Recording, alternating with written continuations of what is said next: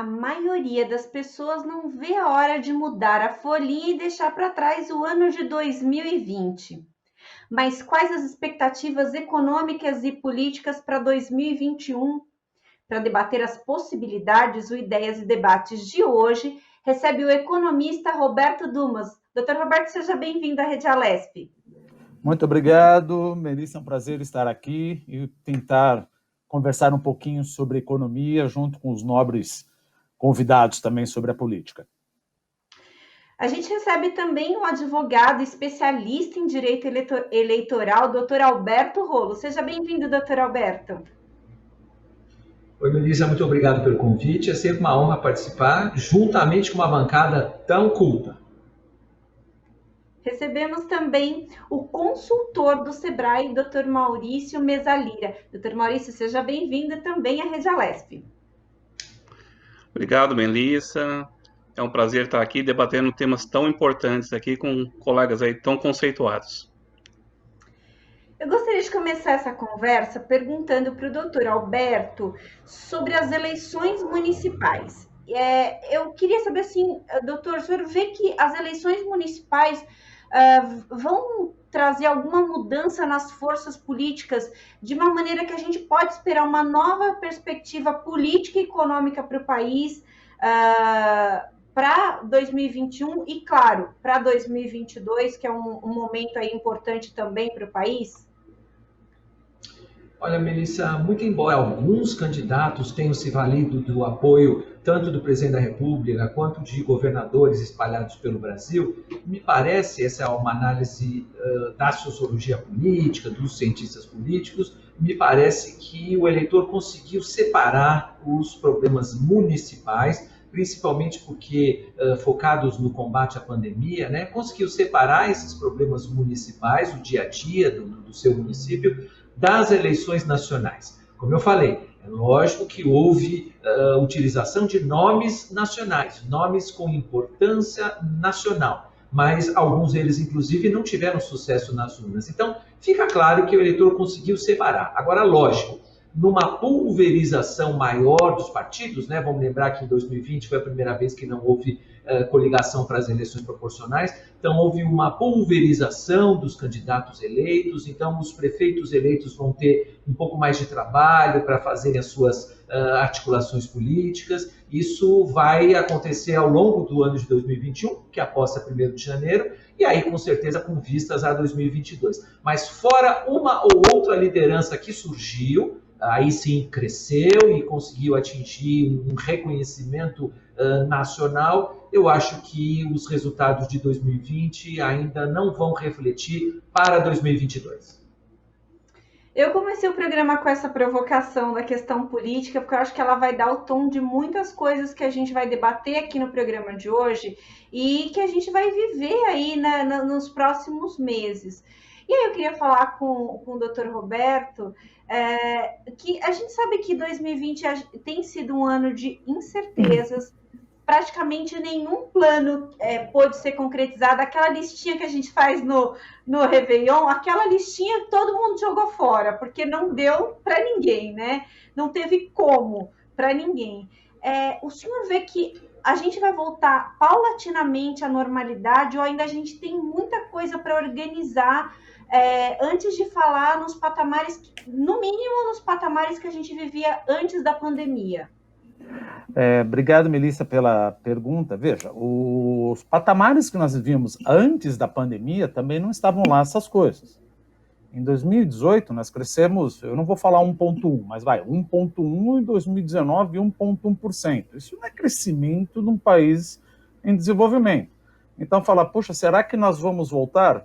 Veja, eu gostaria que fosse melhor do que 1,1, mas 2020 é aquela coisa, vamos esquecer o que aconteceu na medida do possível, porque está um pouquinho, não tão ruim quanto nós imaginávamos. Como assim não está tão ruim? Nós vamos cair quase 5%.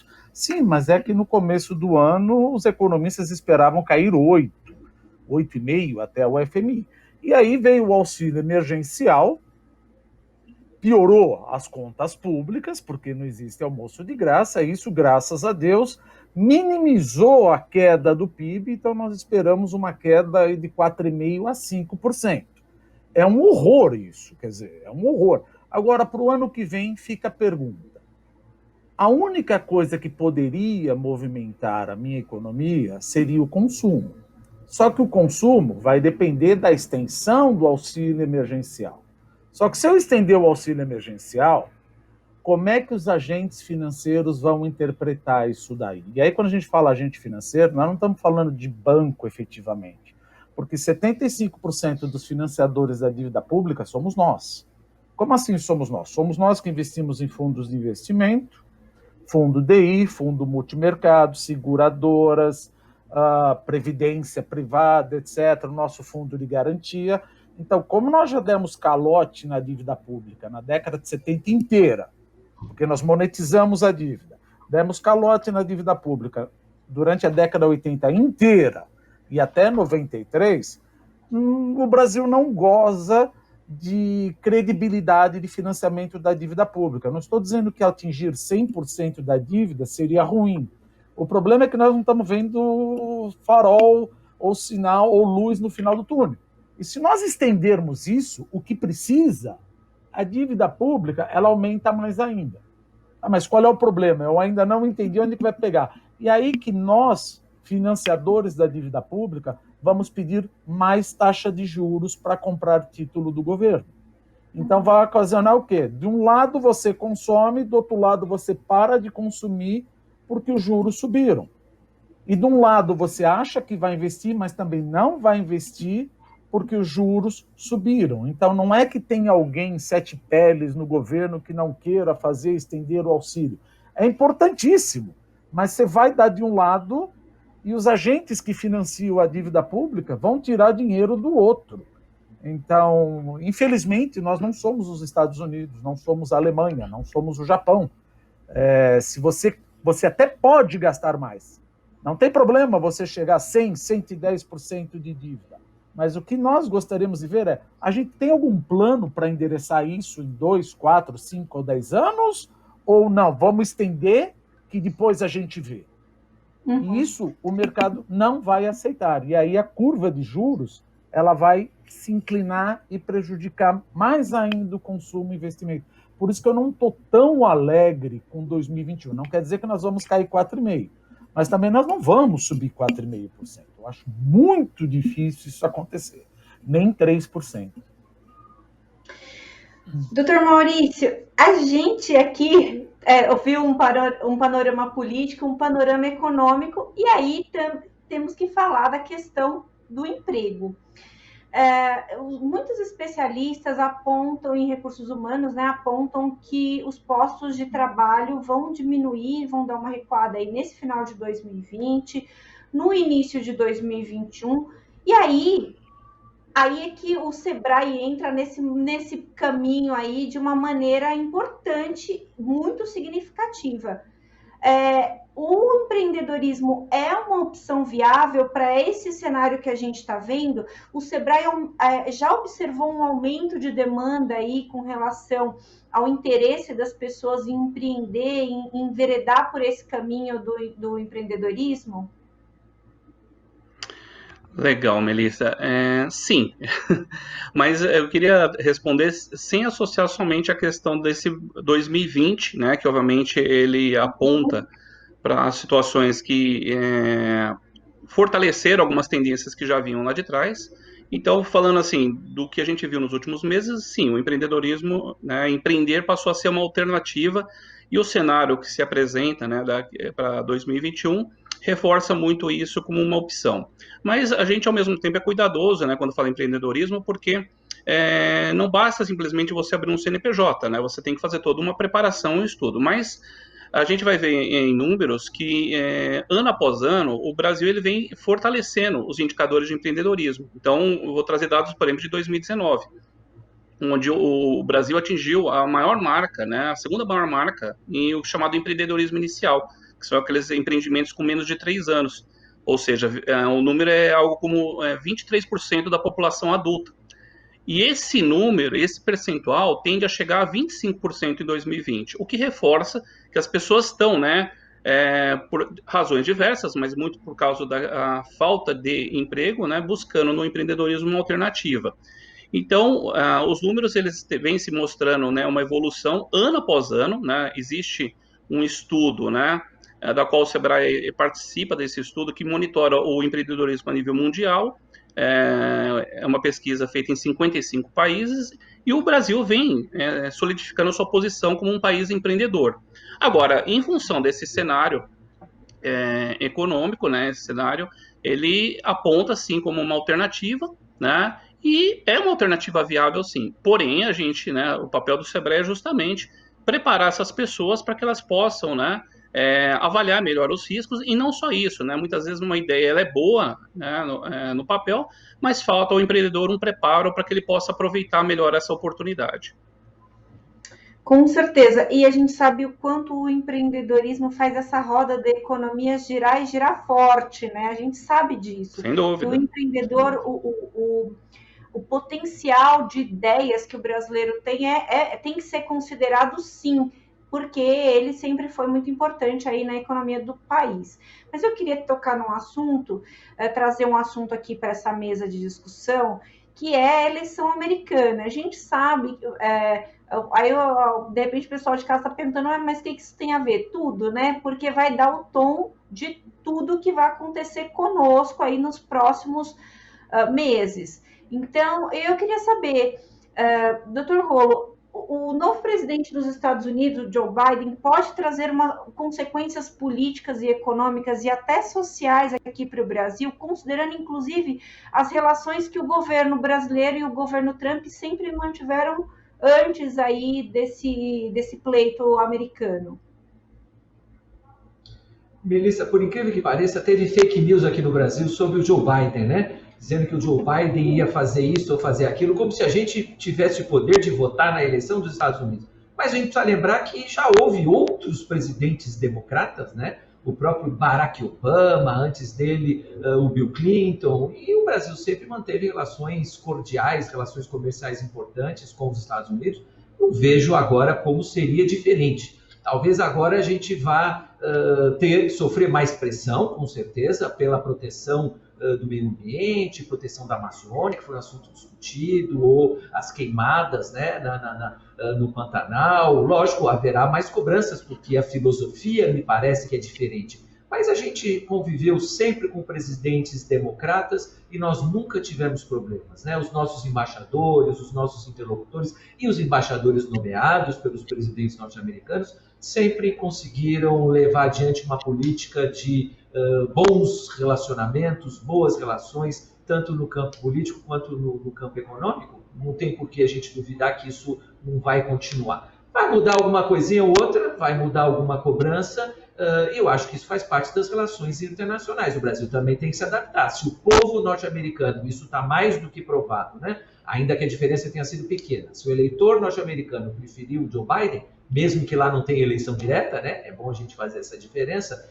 O Brasil tem que respeitar essa escolha e se adaptar a essa escolha, ainda que os nossos dirigentes, um ou outro, possam não gostar dessa escolha.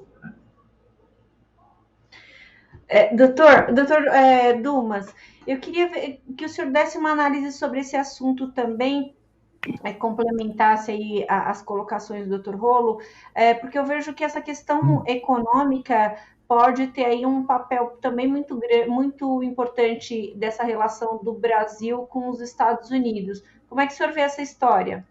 Veja, eu acho bacana porque, por exemplo, na primeira pergunta que você me fez, nós falamos sobre o consumo.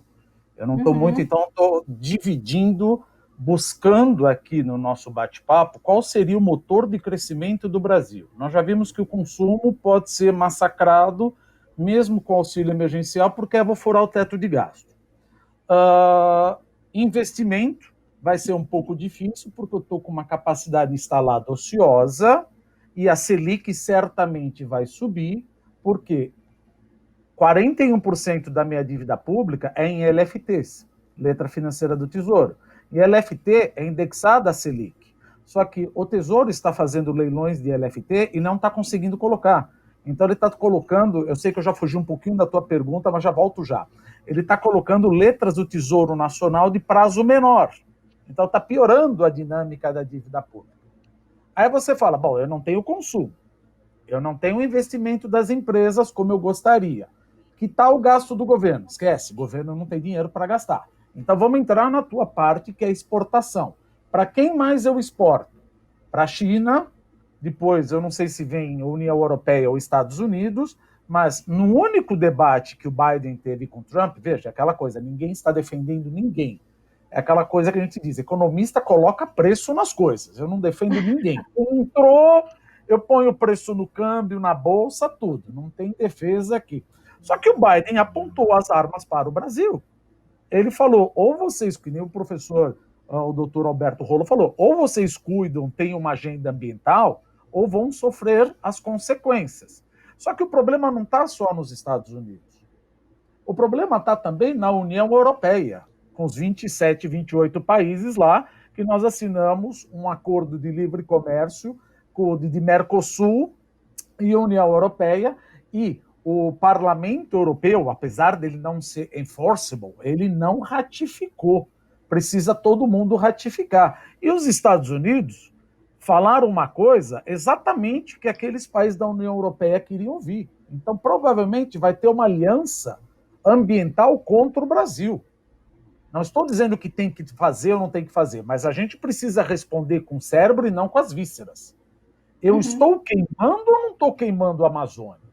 Não adianta querer responder com as vísceras, que é exatamente isso que a contraparte quer. Porque eu sempre digo, o ser humano ele tem uma curiosidade mórbida.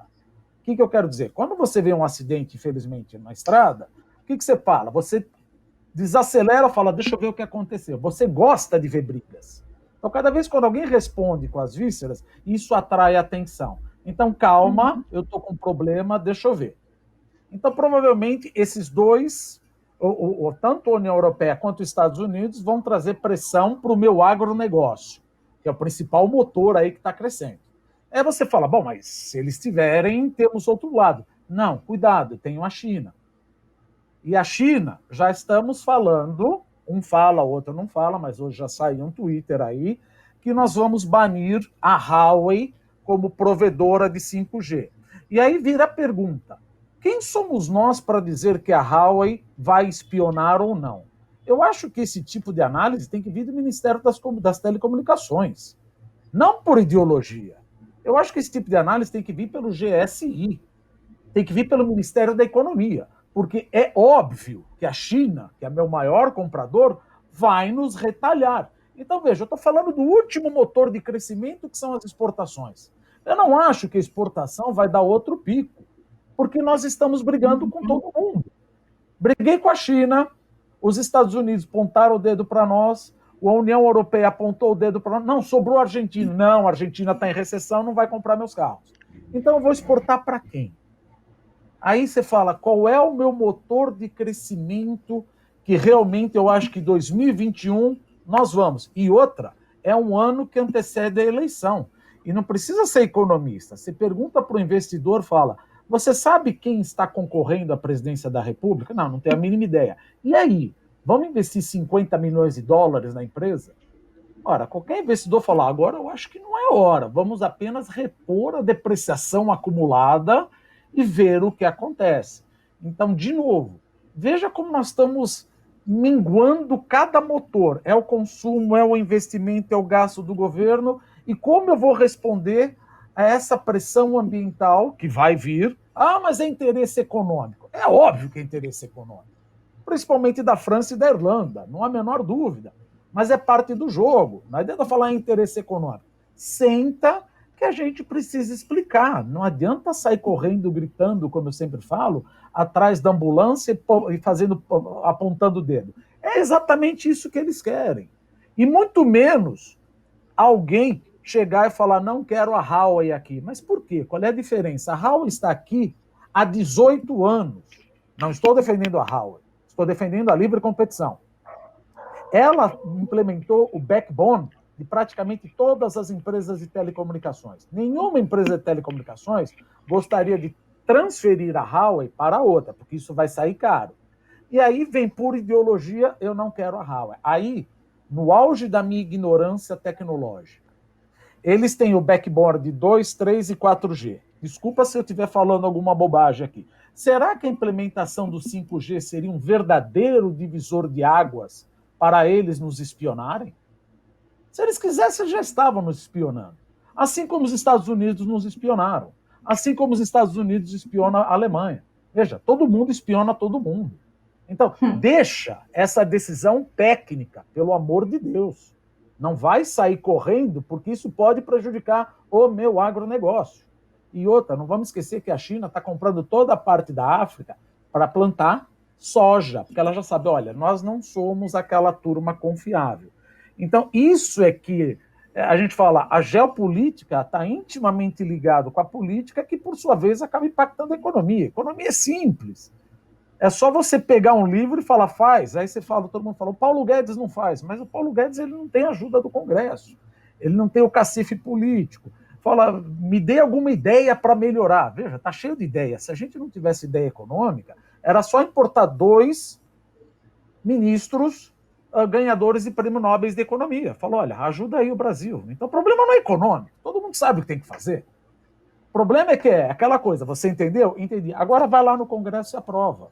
Ah, isso não dá porque tem um lado político. Sim, mas é que tá. Então, a culpa, de jeito nenhum estou defendendo, mas não dá para colocar tudo na conta do Paulo Guedes. É óbvio que ele está tentando fazer. Ele é um ótimo economista, mas olha, você pediu para entrar, você tem que entender que tem, doutor, os advogados, perdoe-me, mas tem as vicissitudes do campo político, né? Uhum.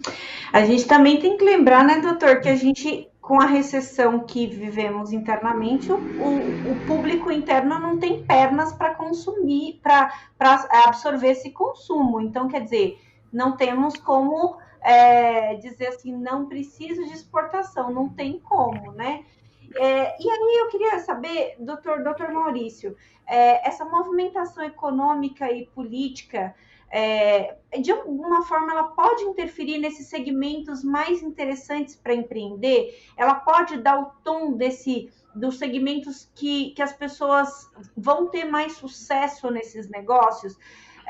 Vale, por exemplo, para o futuro empreendedor ficar de olho no câmbio para definir se é viável ou não, por exemplo, trazer um produto do exterior para cá, ou de repente contar com um insumo que não tem no Brasil e tem no exterior? Como é que nessa questão do empreendedor, o empreendedor deve começar a ler essa história toda?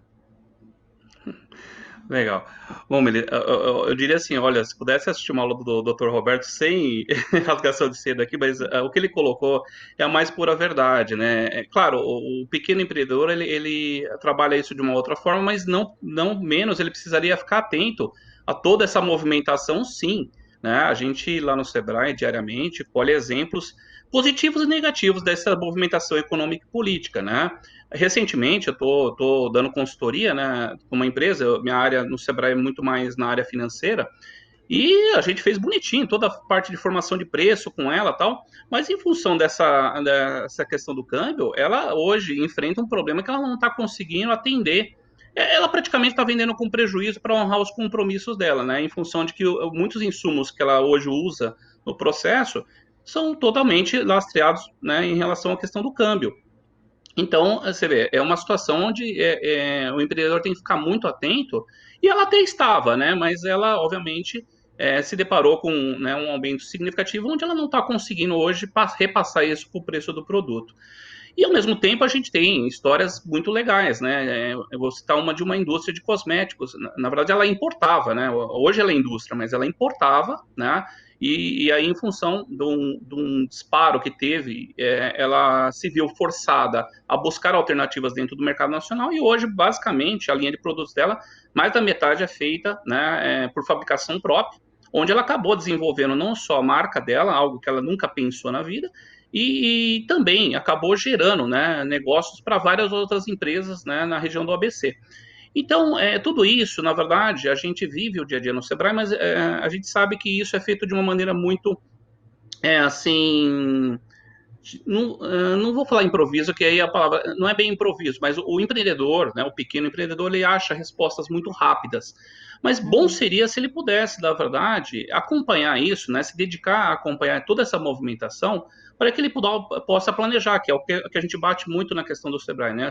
Olhe, entenda, né, o que a política interfere no seu negócio, entenda um pouco de economia, acompanhe os hábitos de consumo, né? Porque não adianta você pensar num produto que você vai conviver com ele por 10 anos. As pessoas, elas vão mudando os seus hábitos. E a pandemia, ela vai justamente mostrar isso, né? Que a gente tinha uma situação antes da pandemia que não era, né? Muitas empresas já passavam por dificuldades e por erros estratégicos. A pandemia agora ela vem mostrando coisas que já eram tendências e agora elas se consolidaram. Então, na área de alimentação, por exemplo, muita gente hoje que tinha o seu restaurante está começando a remodelar o negócio dele para atender a pessoa que está na casa. E isso não é temporário. A gente, lá no centro de São Paulo, vê muitos restaurantes hoje que estão ainda pensando que aquele cliente vai voltar. E eu, particularmente, estou falando, olha, cuidado, quem é seu cliente? Vai ver o que está acontecendo, vai ver se a empresa, né, aqueles funcionários que trabalhavam ali perto, se eles vão voltar, vai conversar. Então, o empreendedor ele precisa realmente, né, se dedicar, né, fazer de fato, né, a gestão do negócio. Então, essa movimentação, sem dúvida, ela interfere muito, mas é importante, né, aí entra Darwin, né, é importante o empresário ele está sempre buscando inovar, né, inovar sim, é se adaptar de uma forma rápida, né, e continuar deixando o negócio competitivo perante o mercado.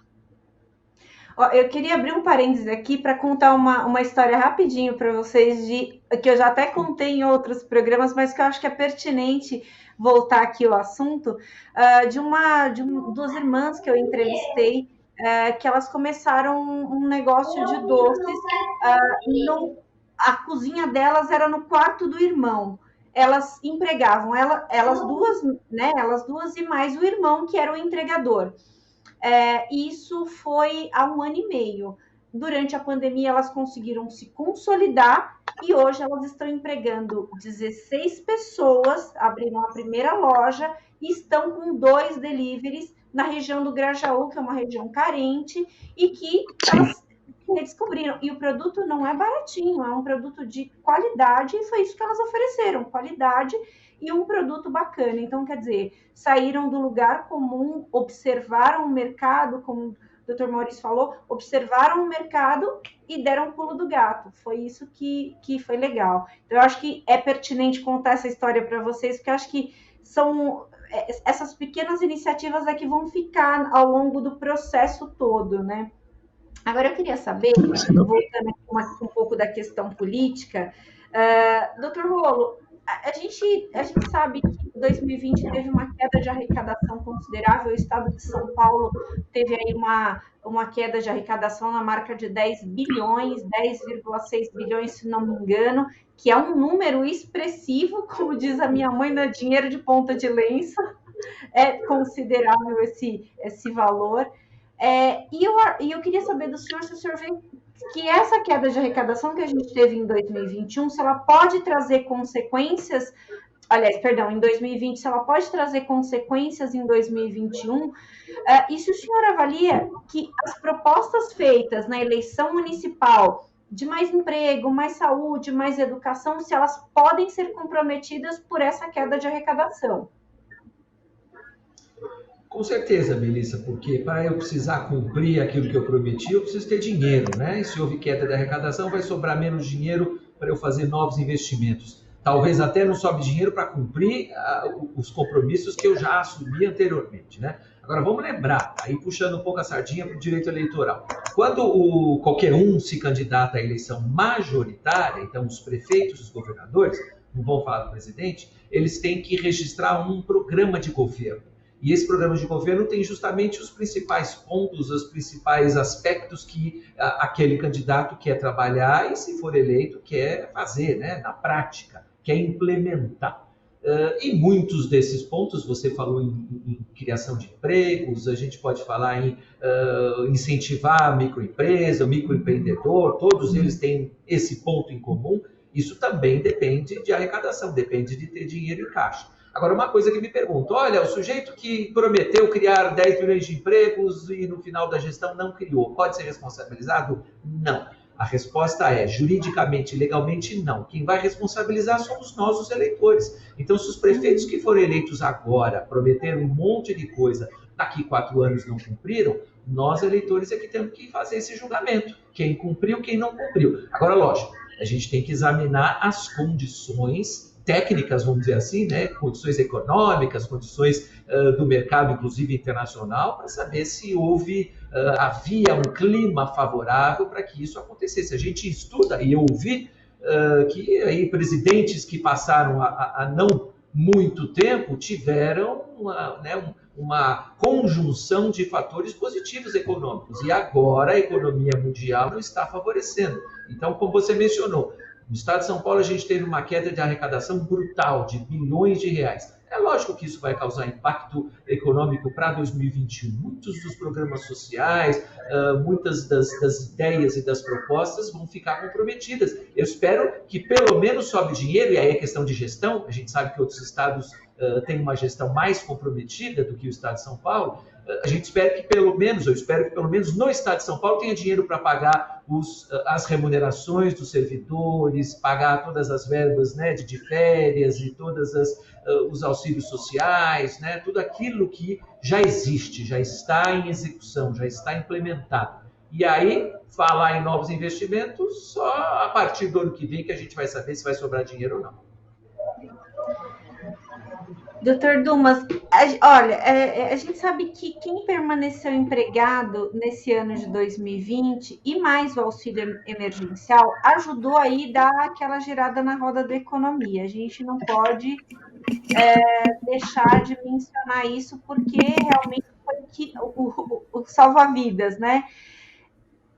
Para 2021, a gente tem um alto índice de desemprego, não temos mais o auxílio. Qual que é a luz no fim desse túnel? No final das contas, você faz as perguntas para mim, eu virei o cavaleiro do apocalipse aqui no debate. Eu dou todas as notícias negativas, todo mundo vai me odiar, né? Ou fala, não, tá tudo bem, a gente vai empreender. Eu falo, não, para, todo mundo vai acabar. Não é isso. Pelo amor de Deus, não vou ser mais convidado, né? Eu já estou percebendo. Não, o que eu tenho um pouco de... Muito obrigado. Mas é que o que nem o doutor Maurício falou agora sobre o emprego. E a pandemia, o que aconteceu? Ela antecipou uma coisa inexorável, que é a digitalização e a robotização das coisas.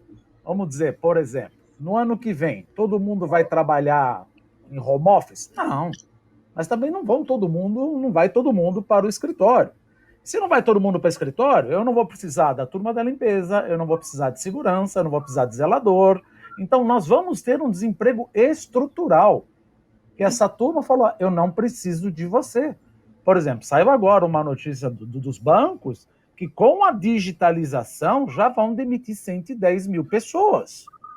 Porque, veja, era inexorável, ia acontecer, mas com a pandemia, veja, olha só, nós estamos aqui, conversando via Zoom, etc. Se não tivesse, nós íamos de Uber, nós íamos de táxi, pagaria, sairia, comeria alguma coisa, fala, senhor, vamos comer um pão? Não, ninguém vai mais, acabou, fecha, fica em casa. Então, vai ter um desemprego estrutural que não recupera mais. Você tem que se reinventar.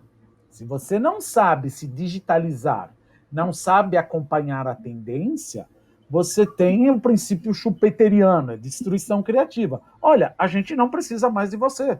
Por exemplo, eu já ouvi em lojas que vendem terno que estão querendo fazer o alfaiate tecnológico.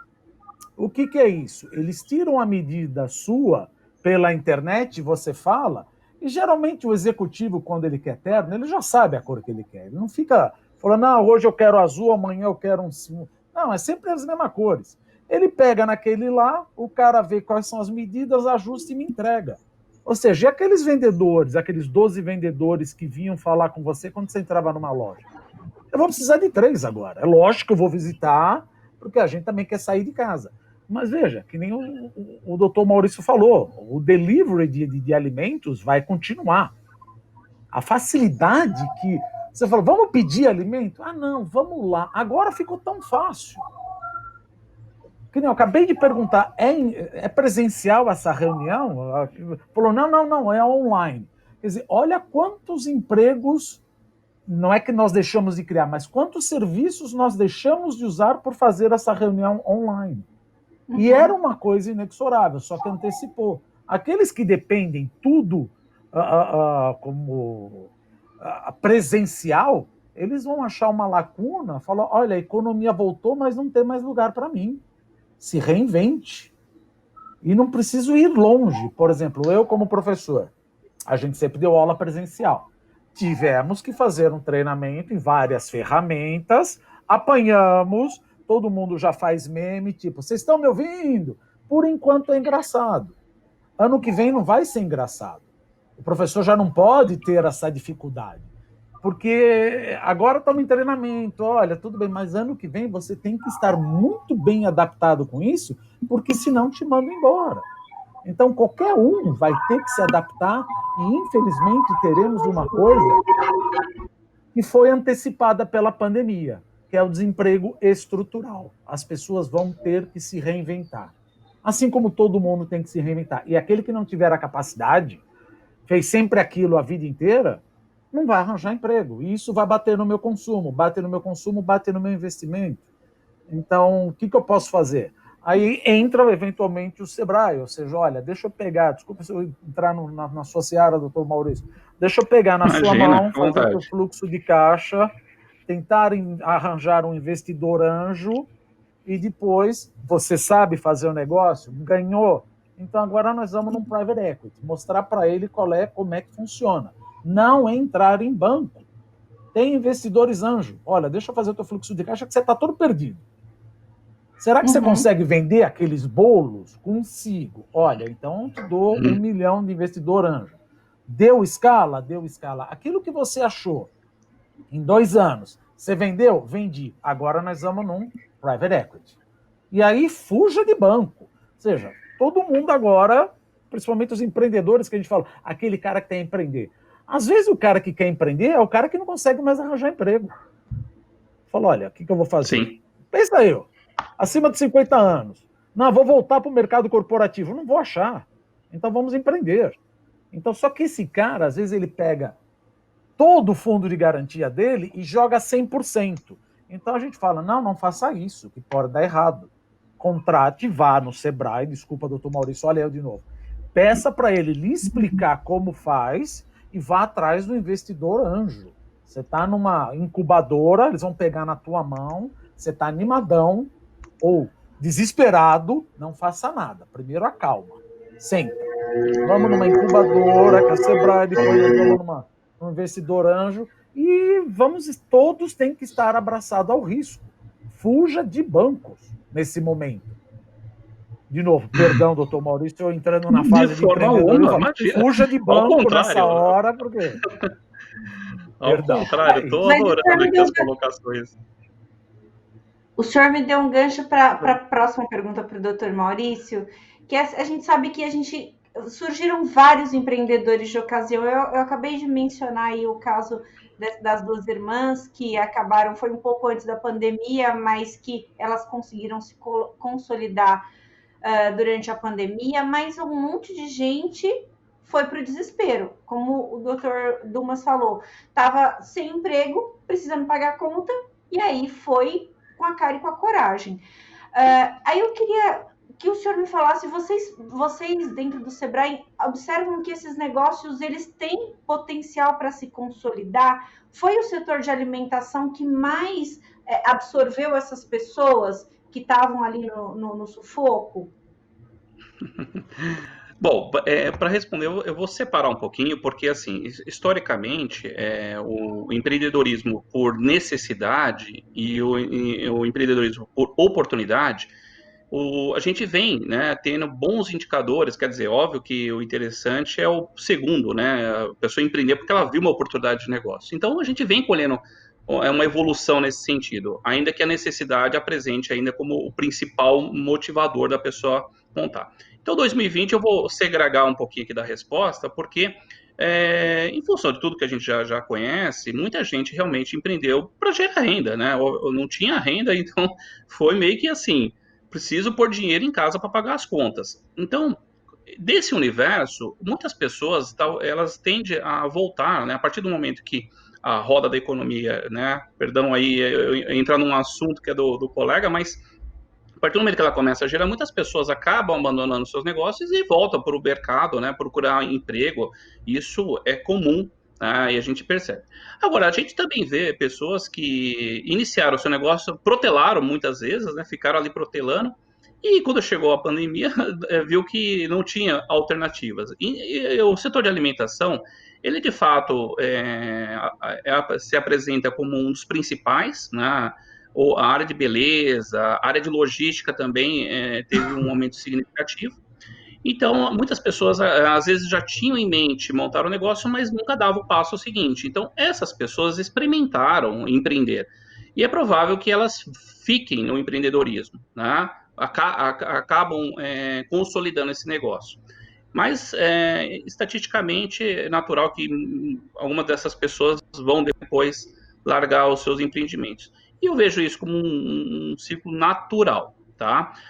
A alimentação, ela tem, né, por questões até de primeiras necessidades, né, a gente escuta, né, nos corredores lá do Sebrae, a pessoa fala, vou montar um food truck, vou montar um restaurante, vou fazer marmitas, porque todo mundo precisa comer. Quer dizer, é uma fala simplista, mas representa muito a visão de negócio. Agora, o empreendedor tem que ficar atento que esse mercado ele migra, né? Então, a gente, por exemplo, tem gente que está fazendo marmita em casa e às vezes liga para a gente lá procurando auxílio porque o movimento está caindo. Está caindo mesmo. A pessoa que estava em casa voltou, né? É parte daquele grupo que volta do home office. Então, ele já mudou o hábito de consumo. Então, é isso que o empreendedor tem que ficar atento. E aí, a gente precisa, obviamente, acompanhar, né? E nada melhor do que a gente estabelecer referenciais para a gestão, para que a gente possa entender se é o momento de ficar no negócio ou buscar uma outra alternativa, tá? Mas, de fato, os números são impressionantes, né? A gente fala em 18 milhões de negócio e praticamente 8 milhões de microempreendedores individuais no Brasil.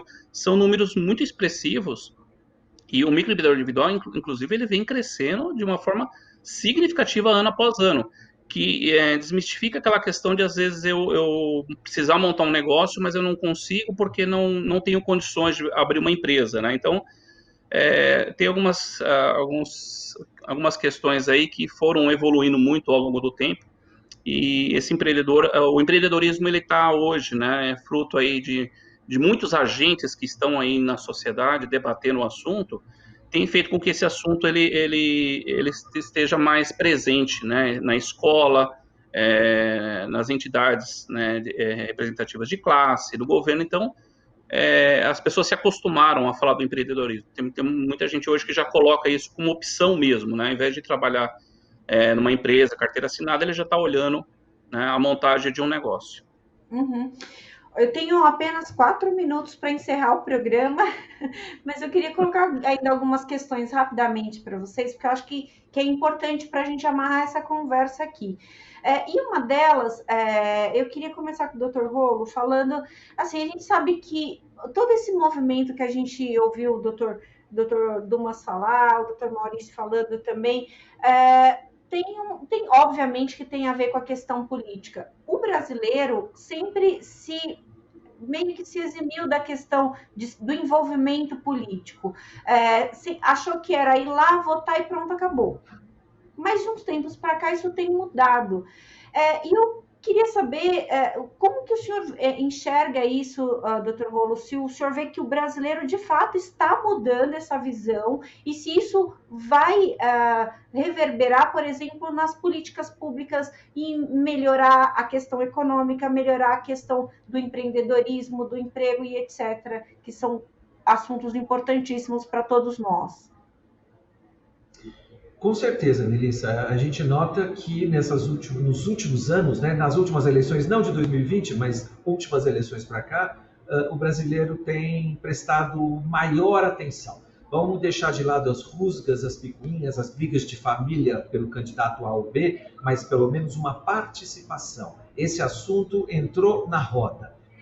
Então, o brasileiro está prestando atenção, porque o brasileiro entendeu que, na verdade, a economia, o emprego, as relações internacionais dependem também, né, não só, mas também dos nossos representantes. Se a gente escolhe bons representantes, pessoas comprometidas com as necessidades da sociedade, as coisas tendem a melhorar. Se do outro lado a gente acaba escolhendo pessoas que, né, têm um determinado pensamento contra uma economia de livre mercado, contra a abertura do mercado para a criação e geração de empregos e investimentos, tudo isso que a gente falou ao longo do programa, o eleitor percebeu que o reflexo vai ser nele, vai ser na minha família, nos meus filhos, né, nos meus descendentes. Quer dizer, então eu acho que o brasileiro, tinha gente que dizia, né, brasileiro não sabe votar. Eu acho que o brasileiro está aprendendo sim. Não importa se é o candidato A ou B, mas está dando importância, está entendendo que o futuro depende de quem eu escolher. Bem ou mal, o futuro depende de quem eu escolher. Eu acho que o brasileiro está seguindo nesse rumo certo, sim. Doutor Roberto, esse movimento vai resvalar na economia, vamos ter economistas de redes sociais daqui para frente? Veja, se a gente falar de rede social, nós já somos tudo, né? Porque você abre a rede social, você vê infectologistas, você vê economistas, você vê gente lacrando sobre a vacina, você vê gente lacrando sobre China, você vê gente lacrando sobre tudo, e principalmente na família. A questão é, olha, muita gente fica atrás do teclado, com os dedinhos nervosos, dando opinião de muita coisa que não sabe. E isso é um bruta de um desserviço. Tipo, eu não tomo essa ou aquela vacina. Aí você pergunta, mas do que é feita uma vacina? Por exemplo, em nenhum momento eu estou defendendo, eu não sou médico, não sou infectologista, não estou dizendo nada. Mas é porque eu não confio. Mas da onde você tirou isso? Quer dizer, nós estamos num momento de um desprezo de, pelo menos, olhar a ciência. Não estou dizendo olhar a ciência médica, olhar a ciência econômica, olhar a ciência política, ver o que está acontecendo geopoliticamente. As pessoas já estão desesperadas querendo ouvir algum meme e já dão opinião. E eu não estou falando aquela pessoa mais despreparada. Estou falando daquela pessoa que mora eventualmente onde você mora, preparado, e ele já lacra, fala, não, essa vacina não é boa. Aí você fala, você é médico? Não, sou engenheiro. Mas de onde que você tirou isso? Eu não gosto da Huawei. Mas por que você não gosta da Huawei? Porque eu não confio. Eu não consumo nada do que é da China. Dá uma olhada na tua casa, o que tem da China. Olha não o teu iPhone de onde veio. Então, isso é um desserviço. E aquela pessoa que precisa de informação, ela vira uma esponja. Qualquer informação que vem, ela também toma como verdade. Então, o que eu quero dizer, o Brasil está complicado. Todo mundo lacra sem pensar muito. E a rede social, aí você fala, vamos discutir, aí o cara já te xinga, aí fica aquela coisa... precisa tomar cuidado com as coisas que você põe, porque... Como já dizia, não sei se foi Milo Fernandes, etc., às vezes falar o básico cansa. Como é que você vai falar de uma coisa que você não entende? Aliás, é que eu sempre digo, né? Aquele que mais estuda fala, olha, estamos mais confusos do que antes, mas no nível mais elevado e sobre coisas mais relevantes. Mas tem gente que já está lacrando tudo, já sabe que, olha, é assim, assim. E isso dá um trabalho danado para mostrar... Falou, olha, não é bem assim, é desse jeito. E as brigas, que nem o professor Alberto falou, as brigas familiares, ou seja, está todo mundo ceifando todo mundo em WhatsApp, falando, não, mas eu acho e pronto. E lacrou, sabe? O que você é? Engenheiro. Mas você está falando de vacina? Pois é, eu falo e é o que eu penso. Claro, viram valentes atrás de um teclado, né? Mas num debate... mas não perde tempo. É bom assim num debate com pessoas esclarecidas, porque, olha, às vezes cansa, fala... Enfim, era isso. Doutor Maurício, já estouramos o nosso tempo, já estamos falando para encerrar. Breve. Quer ver que a culpa foi minha? Vai destruir de vez a minha reputação. Mas eu queria que você falasse rapidinho sobre a importância da formalização desse desse empreendedor, porque a gente sabe que tem ali alguns relacionados ali alguns direitos, e qual que é a importância da formalização dessas pessoas que querem empreender. Perfeito. Bom, vamos separar. Tem gente que às vezes está experimentando. A gente mesmo fala assim: olha, você começou a fazer brigadeiro, vamos ver primeiro se o negócio vai para frente, tá? Mas, via de regra, a pergunta que a gente faz é: por que não se formaliza, né? Existem algumas místicas assim sobre a formalização. Mas, a partir do momento que ele se formaliza, ele passa realmente a atuar dentro da legalidade. Ele passa a ter acesso a alguns programas governamentais, como algumas linhas de crédito diferenciadas. Ele pode vender para o governo, que é uma coisa pouco explorada no Brasil, né? Então, a gente vê muitas vantagens. O que a gente bate é na preparação e não a não formalização. Ainda que o empresário, às vezes, ele tem a preocupação de que vai ter muito imposto, que ele não vai, mas é um pouco do que muito do que o doutor Roberto falou, que a pessoa, às vezes, tem uma informação mal formulada, chega até ele, mas ele toma aquilo como verdade, e ele não vai nas fontes para pesquisar e se inteirar do que de fato é. Então vamos pensar, por exemplo, o MEI ele paga 50 e poucos reais por mês. Se o negócio não paga isso, não tem que ter negócio. Mas se a gente pensar em empresas de pequeno porte, estamos falando de uma carga tributária que é possível sim. Só para pegar um tópico, que é a questão tributária, mas a formalização, ela, na verdade, tem que ser planejada, mas ela trará muito mais benefícios do que problemas. Eu gostaria muito de agradecer o privilégio dessa troca de experiências aí com profissionais tão esclarecidos e em cada uma de suas áreas. Muito obrigada, doutor Alberto Rolo, muito obrigada, doutor Roberto Dumas, muito obrigada, doutor Maurício, por esse privilégio dessa troca de experiência. Vamos ver, não vamos ver com pessimismo 2021, vamos ver com ressalvas, para o doutor Roberto ficar bem. Muito obrigada. Ótimo.